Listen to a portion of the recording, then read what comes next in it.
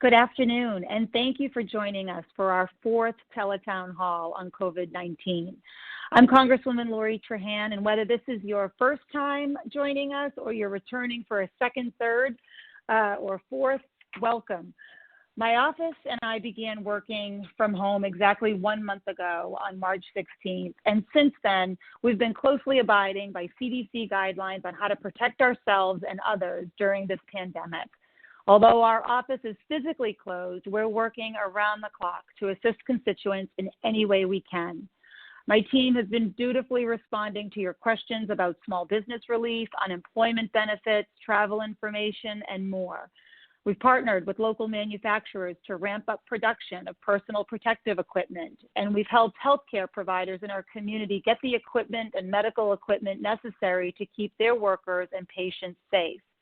We've also been in constant communication with our state and local partners, our community hospitals and community health centers, our senior living facilities, councils on aging, school superintendents, college presidents, regional chambers of commerce, and hundreds of small businesses to ensure that people are getting the resources they need during this difficult time. We've been successful in helping set up the newly announced regional field hospital at the UMass Lowell Recreation Center that will provide additional support to our community hospitals in this region. And we've been providing support for the creation of homeless facilities in our cities and towns. Just yesterday, I toured the new CVS drive-through rapid testing site in Lowell, where you can safely drive up and take a test and get results in under 30 minutes after completing a simple online registration form. While my team and I continue to work each day to expand access to testing in our community, so much more needs to be done at the federal level to make sure that each person has the ability to be tested. That's why, as Congress works to craft additional relief packages, I will aggressively advocate for increased funding to ramp up the production and distribution of tests. It's been nearly 3 months since the first confirmed case of COVID-19 was discovered in the United States. Since then, the numbers have continued to grow at a dangerous rate. Today, the number of cases in our country surpassed 640,000, and tragically, more than 31,000 people have died. This pandemic's effect on workers and small businesses has been devastating. As of this morning, the total number of people applying for unemployment since mid-March climbed to nearly 22 million nationwide, including over 570,000 folks here in Massachusetts alone. Behind each one of these numbers is a moving story of hardship and struggle, and a story of workers and small businesses doing their part to slow the spread of this virus and keep our communities safe. All of the adjustments we've made in recent weeks are working, but we cannot let up. Our healthcare workers and first responders are fighting so hard to save lives, and we must continue to do our part to mitigate the spread and save lives. For most of us, that means continuing to follow CDC guidelines, practicing social distancing, staying home, and washing your hands regularly. If you do have to go out in public, be sure to wear a mask or cover your face. Together, I know we will get through this. Now, before I introduce our two incredible panelists, I'd like to briefly provide you with important updates on the relief available to small business owners, workers, and their families. In recent weeks, Congress has passed 3 bipartisan emergency funding packages to respond to the crises created by this pandemic. In early March, we passed the first emergency supplemental, providing an immediate investment of $8.3 billion in federal funding in research for a vaccine, as well as support for healthcare providers and state and local health boards fighting on the front lines. Soon after, we passed the Family First Coronavirus Response Act, our second relief package, which provided paid leave to workers, food assistance for children who rely on school meals, funding for Meals on Wheels and our food banks, and free coronavirus testing for anyone who needs it. If you've joined us on previous Tele-Town halls, you may already know that a few weeks ago, I jumped in my car and I drove to Washington overnight to vote on the third emergency relief package known as the CARES Act, which became law on March 27th. This historic $2.2 trillion legislative package is the largest funding package ever passed by Congress and contains a number of important provisions that will provide much needed relief to folks across Massachusetts, including direct cash payments of up to $1,200 per person and $500 per dependent child to more than 150 million households. Enhanced unemployment benefits to ensure that workers laid off or furloughed because of this pandemic have access to 4 months of full pay on average. I'm also proud that the CARES Act makes self-employed and gig economy workers eligible for unemployment for the first time under a new federally funded program.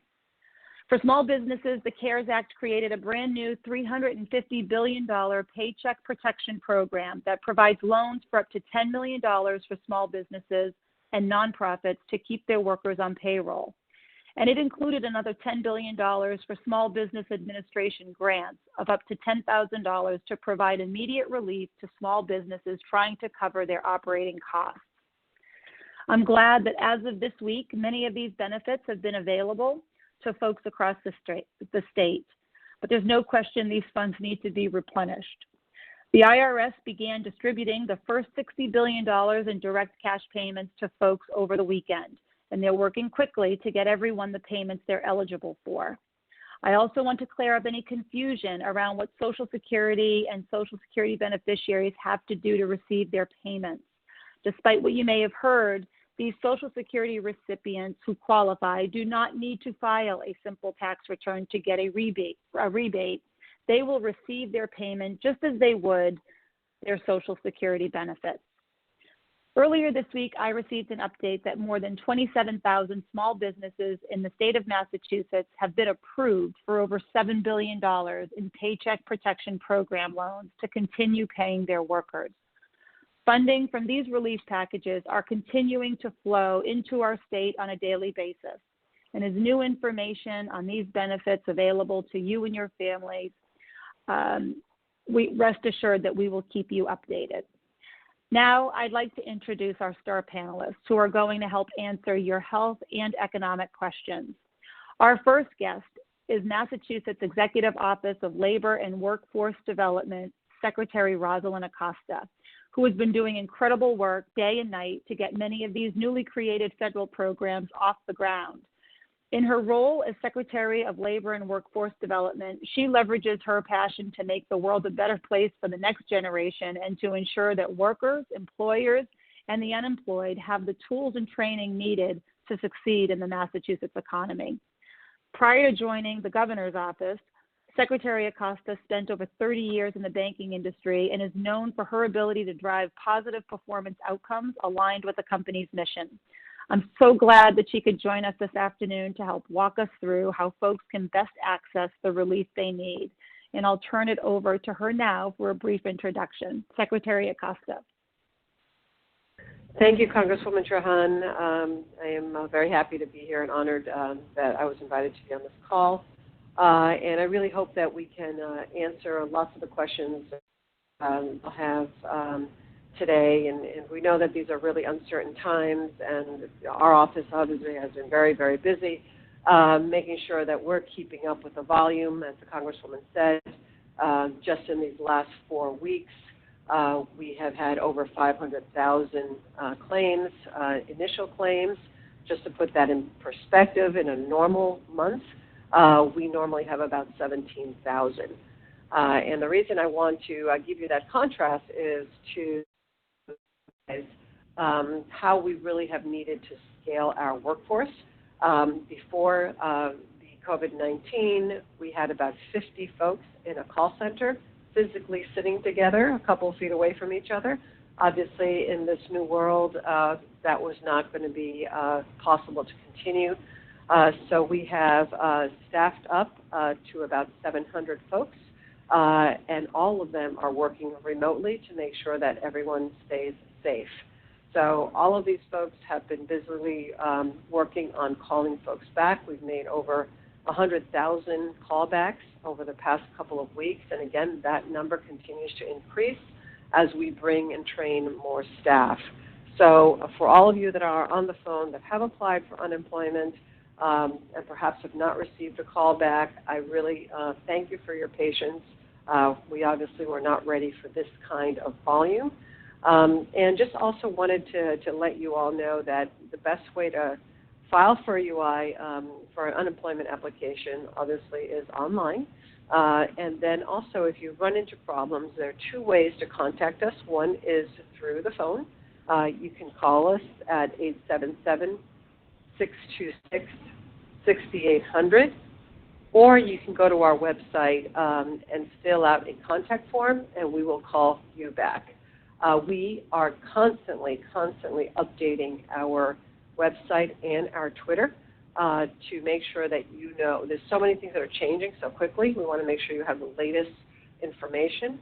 So please continue to check back on our website for the latest information, and it's mass.gov/unemployment/COVID-19. So with that, I'm going to turn it back to Congresswoman Trahan so we can introduce our next speaker. Great. Thank you so much, Secretary. And I'm also pleased to welcome back our next guest, Dr. Ashish Jha, who is the director of the Harvard Global Health Institute and K.T. Lee Professor of Global Health at Harvard University. Dr. Jha has been one of the leading voices on this public health crisis from the beginning. He is a practicing general internist and professor of medicine at Harvard Medical School. He received his MD from Harvard before training in internal medicine at UC San Francisco. Lately, he has been educating the nation on what lies ahead through news publications and TV networks, and I can't thank him enough for taking the time to join us again this afternoon to answer your questions about COVID-19. But, without further delay, I with this star panel, I want to get to as many questions as we possibly can. So, Dr. Jha, I'm going to go right to questions, and then in the beginning of your first question, you can expound on, your impressive bio if you would like. But, we received so many questions through our submission portal, as we always do, and I'm so grateful for all the engagement. We did our best to select questions that were representative of your concerns, and we will answer as many as possible. So this first one is for Secretary Acosta. Kenneth C. from Marlborough asks, when and how are self-employed individuals going to be able to receive unemployment? Thank you, Kenneth, for that question. So that particular benefit is under the CARES Act that I believe Congresswoman spoke about when she gave her introduction. And that benefit will be available to folks here in Massachusetts by April 30th, if not sooner. So we're working very hard on making sure that we give you those benefits as soon as possible. So if you are a gig worker or self-employed to receive a 1099, you will be eligible for this benefit. In addition to the unemployment, monetary unemployment eligibility that you'll receive, you will also receive $600 per week. And that $600 per week will expire at the end of July 27th. But the unemployment, the PUA, as it's called, the benefits for self-employed and 1099s, that will go until the end of December. So you'll have until the end of December to collect if you are still unemployed by that time. Terrific. Dr. Jha, this next question is clearly for you. It is a health question. Robin K. from Tingsboro writes, what is the status of a treatment, medication, and or a vaccine for COVID-19? Great. And again, Congresswoman, thank you for having me on, and a pleasure to be on with Secretary Acosta. So let me just take just 30 seconds to kind of orient all of us on where we are with this pandemic, with this global pandemic. As you said, Congresswoman, we have more than 2 million cases around the world, about 650,000 in the United States. And the good news as we kind of look across the nation is I think we are at the peak as a country. We are probably, we have about 30,000 new cases a day across the nation, and my sense is we're hitting a peak. We're going to have a plateau for a while, and then we will come down. And part of the reason we're going to have a plateau for a while is that different parts of the country are going to be peaking at different times. And Massachusetts, I want to just take a minute to talk about, and then I will turn to Robin's really important question. On the issue of where we are with Massachusetts, unfortunately, I think we're probably about a week away from peaking in terms of number of new cases, and maybe a couple of weeks away from a peak on the number of deaths. And that means to me that the next 2 to 3 weeks, maybe even 4 weeks, but certainly 2 to 3 weeks are going to be very hard ones here in the Commonwealth. And so we have to keep on doing what we've been doing. The social distancing is working, and it will continue to work, but we will have to continue doing that for a while until we get through this. And so far, as much as that is, it's bad news and we've got some tough weeks ahead, it's hard for me to overstate the impressive job that the healthcare workers in the state have been doing, the doctors and nurses on the front lines who have been really extraordinary. And they have done an amazing job in the context of not having any treatments or vaccines. So I want to segue into the really important question that Robin from Tingsboro asked. And, the status of treatments, let's talk about treatments first and then vaccines, is that we don't yet have any therapies that have been shown to be effective. There was a lot of enthusiasm for hydroxychloroquine early. The president was very enthusiastic about it. All of the data that I'm seeing coming out now about hydroxychloroquine is unfortunately disappointing. We're not seeing much evidence that it does much good. Again, the jury's not all in yet, and there's always a possibility. But there are a lot of other drugs that are in development, and there are drugs like remdesivir is an antiviral drug that shows some promise. One of the things I'm more enthusiastic about than many others is this idea of convalescent plasma, which is taking plasma from people who have recovered and giving it to people who are critically ill. But the bottom line is that there are lots of things in the works, a lot of clinical trials ongoing. And in most things in medicine, we have to wait years to find out. Here, we're going to know, I think, in the upcoming weeks and months, just because everybody in the medical community is moving so incredibly quickly to try to identify therapies. So nothing definitive yet, but I think a lot of places where there are promising opportunities. On the vaccine front, again, a ton of work happening. These things usually take many, many years. What takes years to do, we're seeing done in days and weeks. We now have several vaccines early in phase 1. And what I am optimistic. There are some of my colleagues who are a little bit less so about whether we're going to have a vaccine soon. I'm on the more optimistic side of this.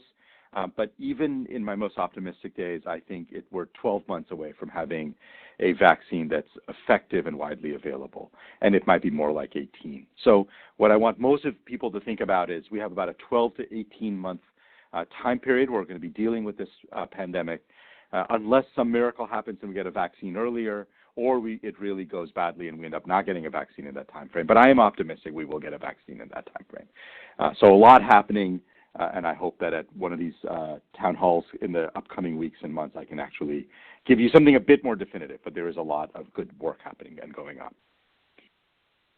Terrific. Thank you.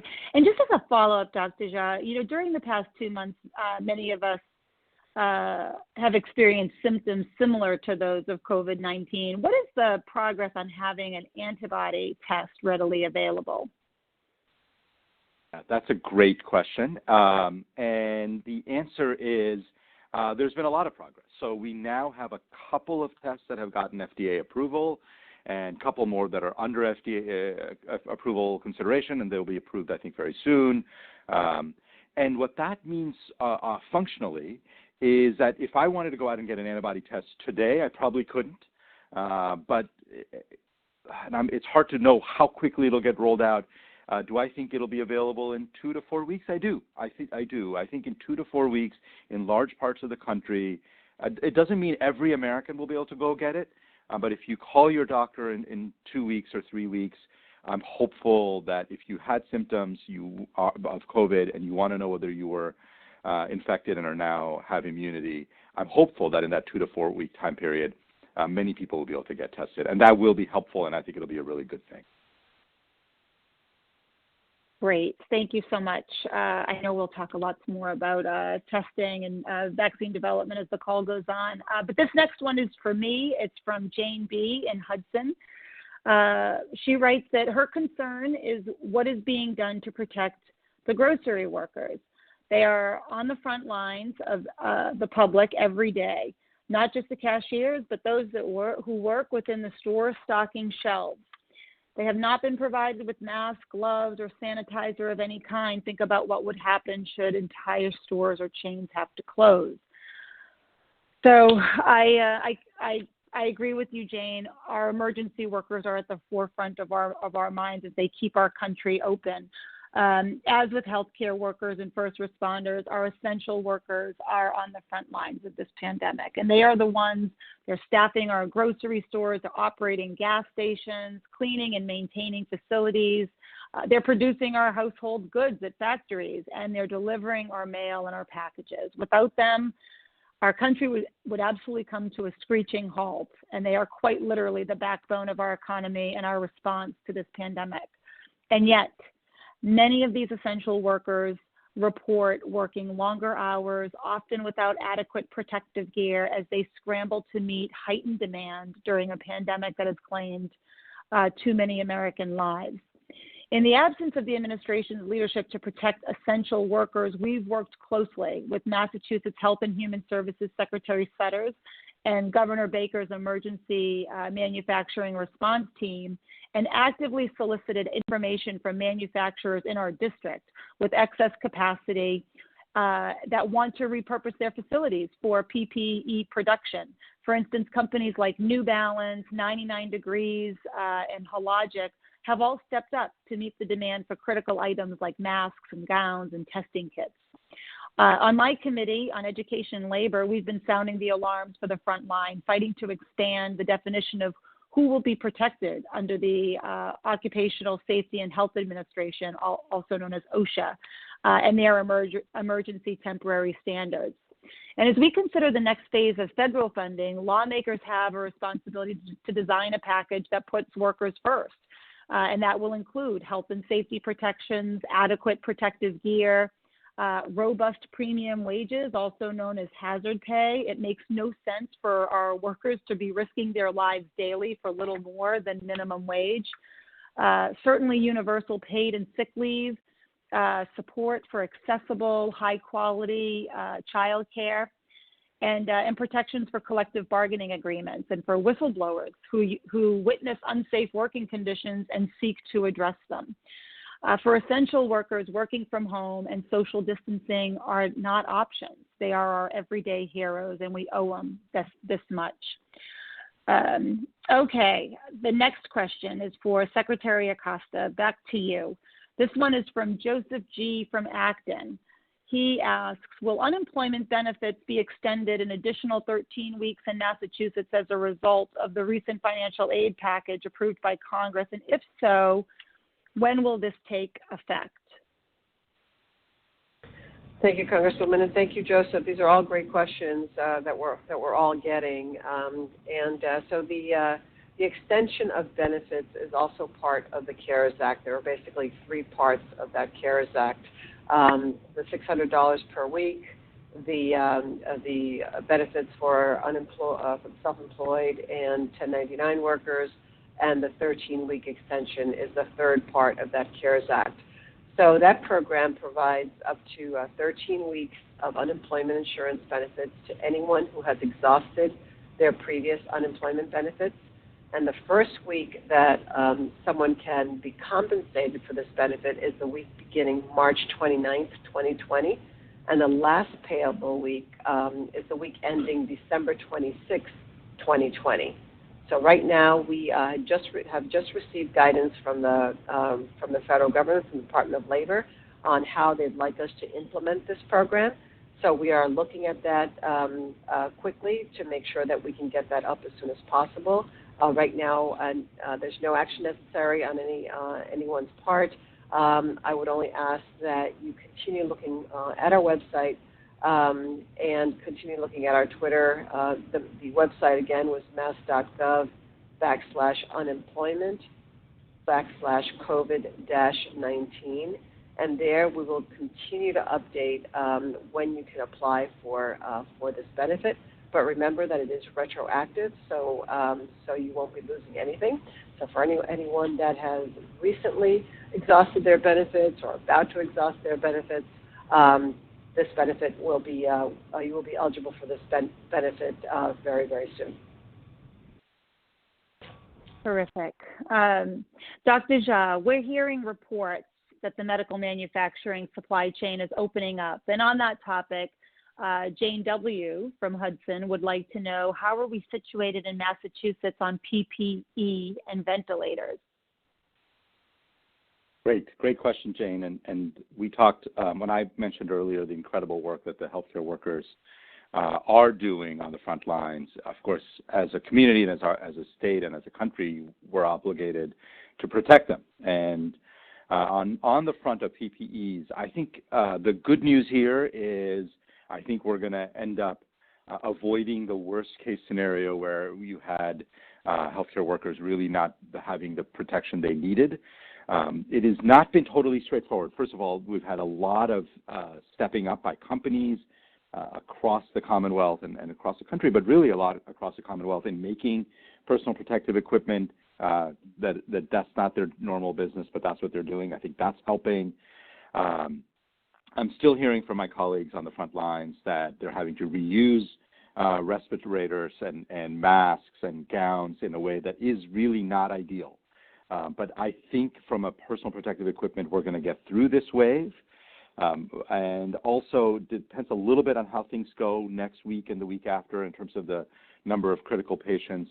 And I know a couple of the hospitals, MGH, for instance, has been really stretched, but there's still some capacity in some of the other hospitals in eastern Massachusetts, as well as in other parts of the state. So all of that is my way of saying, fingers crossed, I think we get through this with adequate supplies, really because of all this incredible work everybody has done in trying to make sure that we don't get caught shorthanded.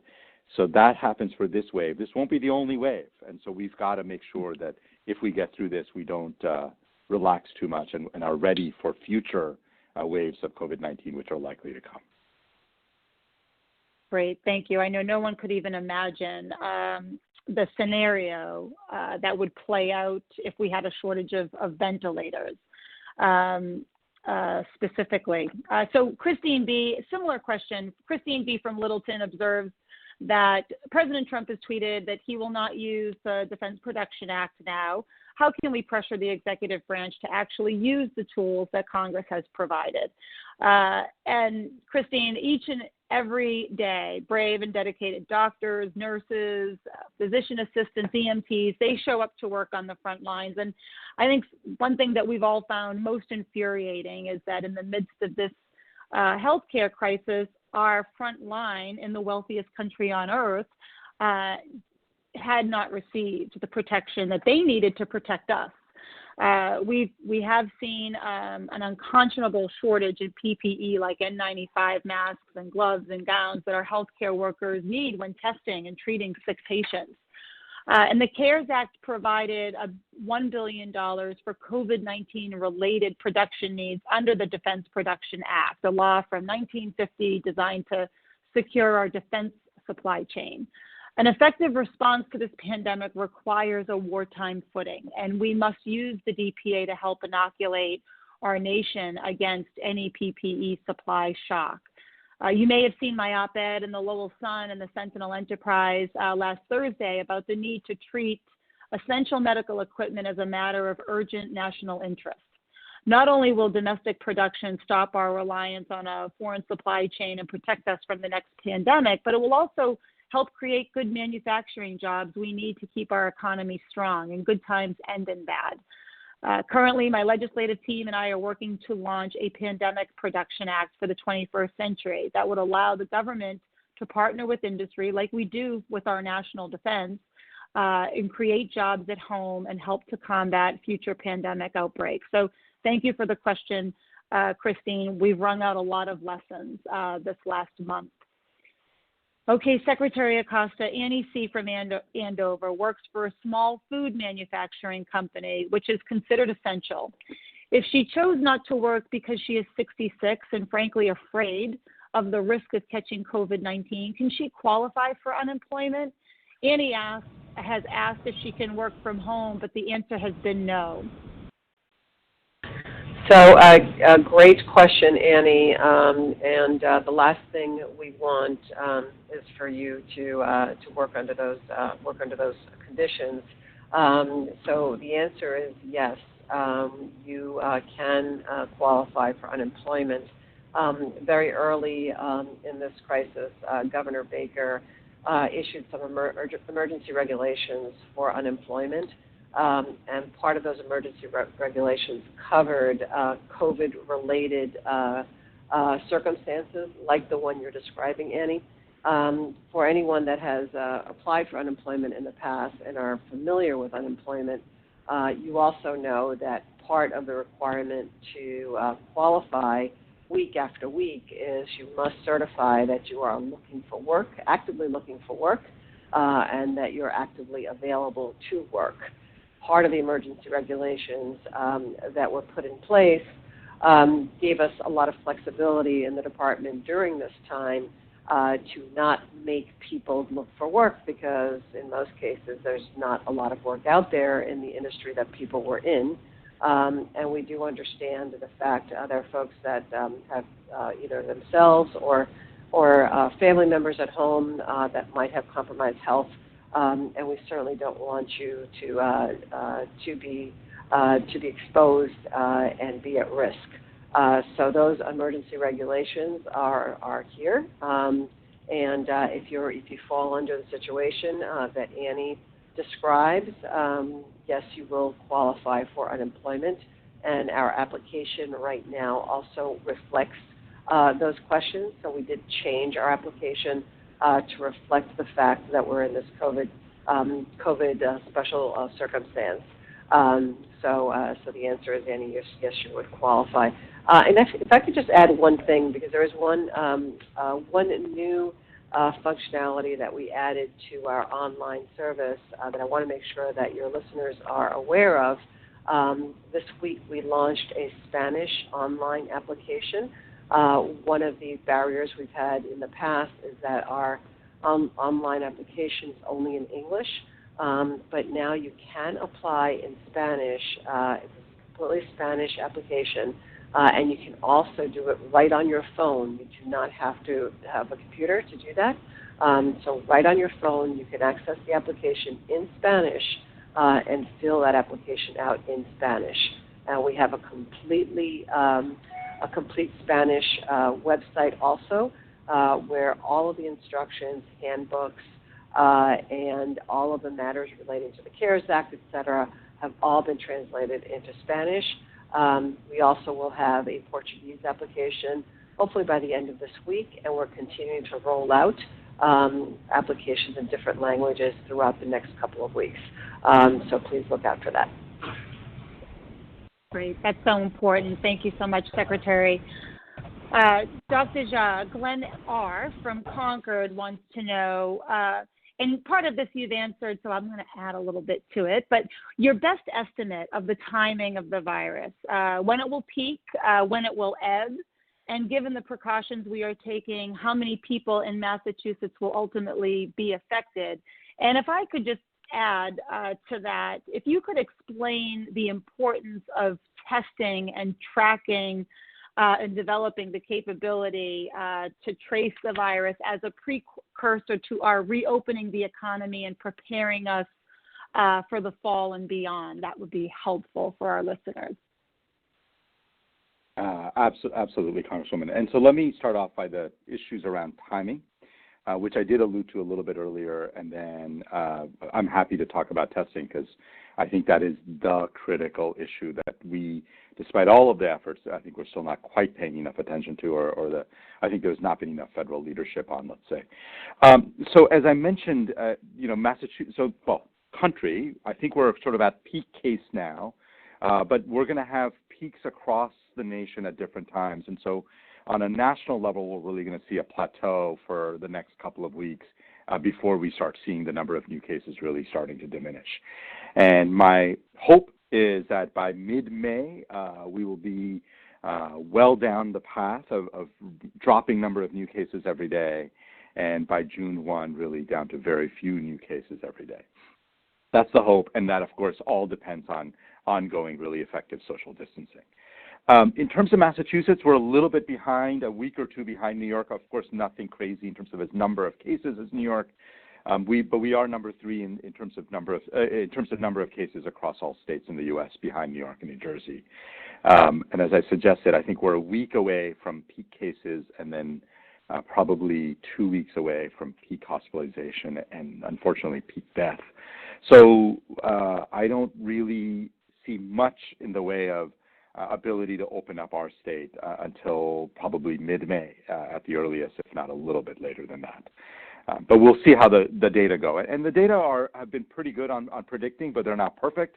And of course, as we continue to do social distancing, we are helping flatten that curve and make sure that the peak number of cases and deaths is really minimized. So that remains very, very important. On the issue of testing, the way to think about this is, right, and this is kind of a basic public health 101, right, is that the problem is we have people with infections, and then we have a large susceptible population of people who've never been infected, and therefore they are at risk of getting infected. And the key to stopping an outbreak is to make sure that infected people don't come in contact with uninfected people, right? That makes total sense. And when you don't know who's infected and who's not, the only policy option you have is social distancing, essentially locking everybody away, because then people are not interacting with each other, and infected people can't infect uninfected people. Once we open our economy back up, by definition, people will start interacting, infected people will get close to uninfected people, and number of infections are going to start rising. So how do we control it? There's only one way that we know how, which is to take infected people and separate them from the uninfected. Or I actually say what testing lets you do is do shelter in place for infected people, right? Basically what you do is you test a lot of folks, you find out who's infected, and you ask those folks to shelter in place or quarantine, and then you let everybody who's uninfected go about their daily lives, go to school, go to work, etc. So the only way this works, the only way we can keep our economy open, is if we have a fabulous testing infrastructure, ubiquitous testing, lots and lots and lots of testing, tied to tracing, isolation. And by the way, I think we should all feel very proud that Massachusetts is really leading the nation on developing a testing, tracing, isolation strategy. Governor Baker announced this, I want to say about 10 days ago, and is really building up a great public health workforce to try to do this. But it is all contingent on having adequate number of tests, because if you can't test people, you can't figure out who's infected and who's not, and therefore you can't keep infected people away from uninfected people, and therefore the outbreak is going to explode. So I think we're making progress on testing in Massachusetts, but there are large parts of the country where we are not making as much progress. The barriers to getting more ubiquitous testing are multiple, but ultimately I believe this is an issue of federal leadership. This is an issue of the federal government realizing that this has got to be our number one priority, and really putting time and effort and energy and resources into it. I don't believe that the executive branch has done enough on this, and I have been very heartened to see Congress step up and really push the executive branch to take this issue more seriously. Every day we hear from the president, oh, we have enough tests, we have enough tests. We don't have nearly enough tests. We probably should be doing about 3 times as many tests across the country as we are today. So we have some ways to go, but I am feeling optimistic that with leadership we can get there. Great. Thank you. Well, I have my marching orders, Dr. Jha. So message received. So Suzanne S. from Ashby wants to know, what is being done for the homeless population? They represent a potential reservoir for the virus, probably quite compromised due to living conditions, and most likely have poor or spotty access to the necessary information. Great question, Suzanne. As communities across the country are grappling with the spread of COVID-19, people experiencing homelessness, whether in shelter or unsheltered, are at a very high risk of contracting the virus. Homeless services are often provided in gathered settings, which could facilitate the spread of infection. Those experiencing homelessness also have higher rates of acute primary health care needs, including respiratory disease. Therefore, they can be at a greater risk of infection and complications from infection. Furthermore, people experiencing homelessness usually lack access to basic things like soap and water for hand washing that can help prevent the spread of the illness. According to Boston officials, roughly 1 in 3 people of the city's homeless community have tested positive for COVID-19. And to address this problem, school dormitory beds, along with beds at the Boston Convention Center, have been converted or created to isolate and treat patients. The CARES Act did include $4 billion for HUD grants to specifically help individuals and families who are homeless or at risk of homelessness. Massachusetts is estimated to receive about $33 million, with cities like Lawrence and Lowell each receiving $1 million or more. So in this unprecedented time, vulnerable populations like those experiencing homelessness must be protected. We also must make sure to mitigate any increase in new homelessness. That means protecting families living paycheck to paycheck and facing the threat of eviction and foreclosure as a result of this downturn. CARES also provided housing protection and assistance by placing a moratorium on foreclosures and gave property owners the right to request forbearance. So during a forbearance period, a property owner may not evict or initiate the eviction of a tenant for rent non-payment or charge fees or penalties for non-payment of rent.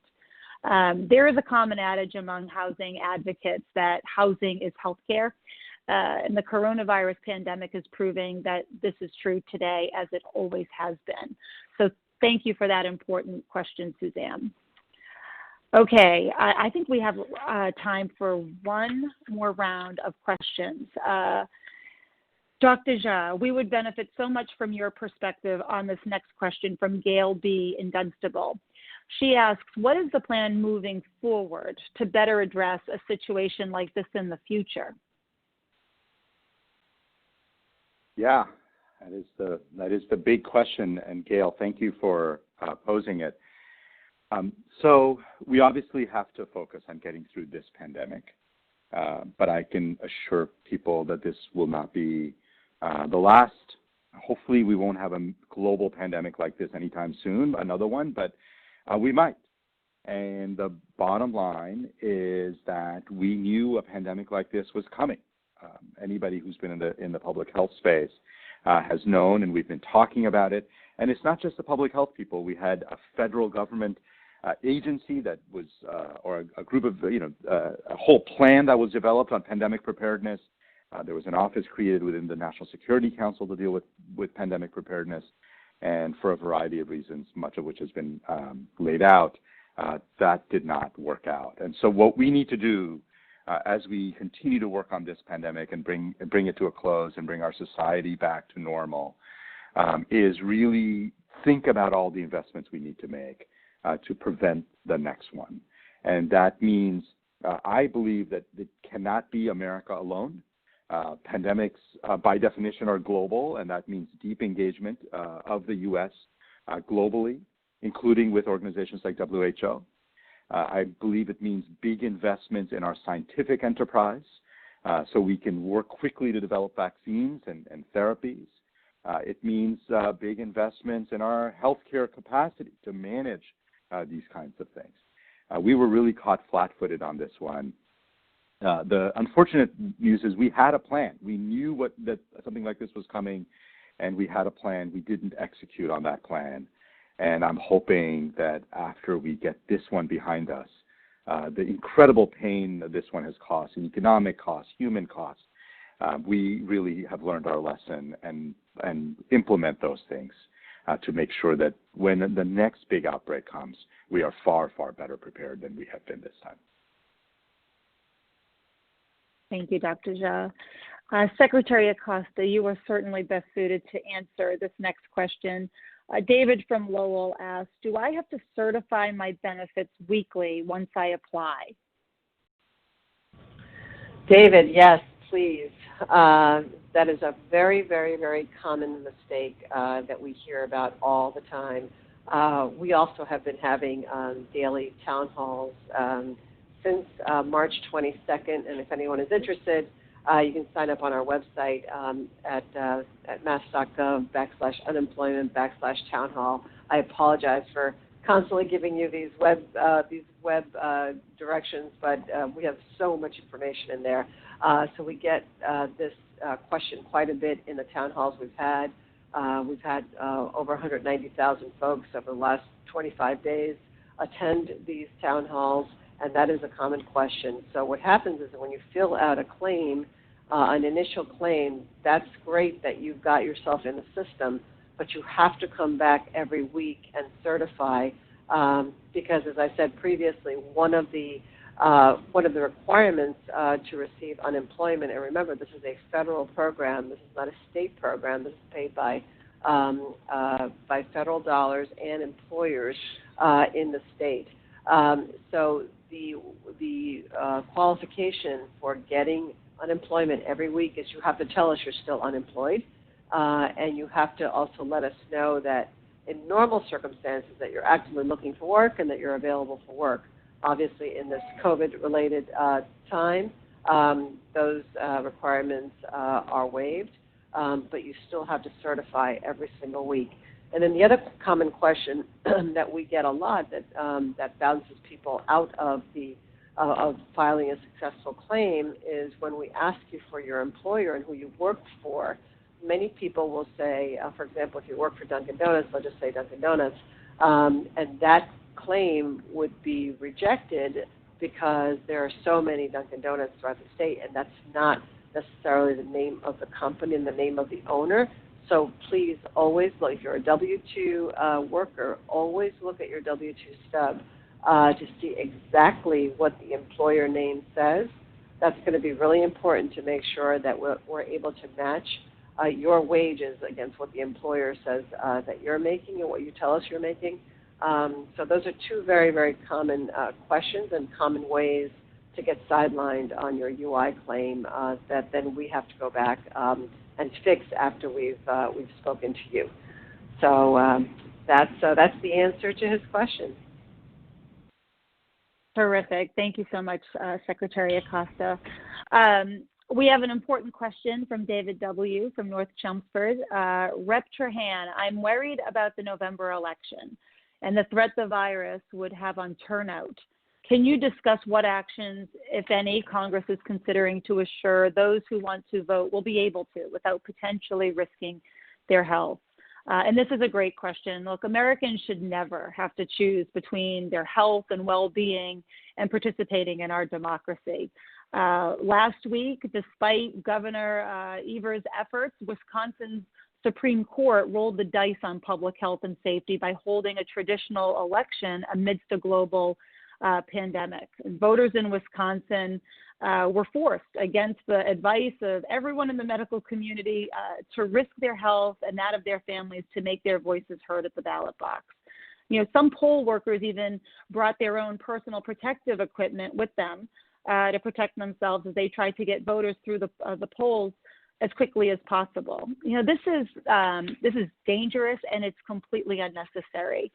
We owe it to our constituents here in Massachusetts and across our country to ensure that what happened in Wisconsin does not happen again. You know, I'm proud that the CARES Act included $400 million in funding to help state and local governments prepare for this year's election. And it's great that Massachusetts is expected to receive about $8.2 million of this allocation, but it's not nearly enough, and it certainly didn't come near the $4 billion that we had requested. We've all heard about the possibility that COVID-19 will be back in the fall, and it's clear that this funding is not going to be enough. So we must be better prepared, and one of the many common sense things we can do is immediately ramp up vote by mail efforts nationwide. Here in Massachusetts, we should immediately expand access to absentee ballots and early voting and implement full vote by mail efforts through the general election this November. And in Congress, you know, we have to provide additional financial assistance to states and implement voting rights standards to ensure our elections are being conducted safely and without burdensome restrictions. That's going to include increased access to online voter registration and extended registration deadlines, requirement that states halt mass purges of their voting rolls, and robust and immediate investments in the United States Postal Service, who will have to handle a massive surge in mail-in ballots. Certainly expanded in-person early voting and additional assistance to the most vulnerable people in our communities who may need more help in the fall. Simply put, until and unless we can fully guarantee the safety of both election workers and the public, we need to expand vote by mail options. Our democracy succeeds when people participate, and vote by mail will allow more people to practice their rights to vote. And it's voters who should be choosing their elected leaders, not the other way around. Okay, sadly, that's all the time we have for today. I'd like to once again thank Secretary Acosta and Dr. Jha for answering your terrific questions and sharing so much important information with us. Both of them are leading us through this pandemic, and for that, we are so grateful. And thank you again to everyone for dialing in this afternoon and for committing yourself to staying informed. For an easy way to stay updated on the federal and state response, as well as information on future Tele-Town halls and events, please follow me on Facebook, Twitter, and Instagram at Rep. Lori Trahan. And please also visit our website at trahan.house.gov/COVID-19 for resources important to your family and to your small business. I can't say it enough, and I know it's hard because we've been at this for a while. We've been home for a while, and the weather is warmer, and you get mixed messages sometimes on the TV, but we must stay home. We must continue to wash our hands, disinfect our surfaces, wear a mask, and most importantly, we need to check in on each other virtually or by phone. Dr. Jha reminded us during this town hall that we're 2 weeks away from peak here in Massachusetts, so we can't let up. We must keep our resolve. Remember, we're all in this together. So thank you again for joining, and please stay safe and stay healthy. Good night.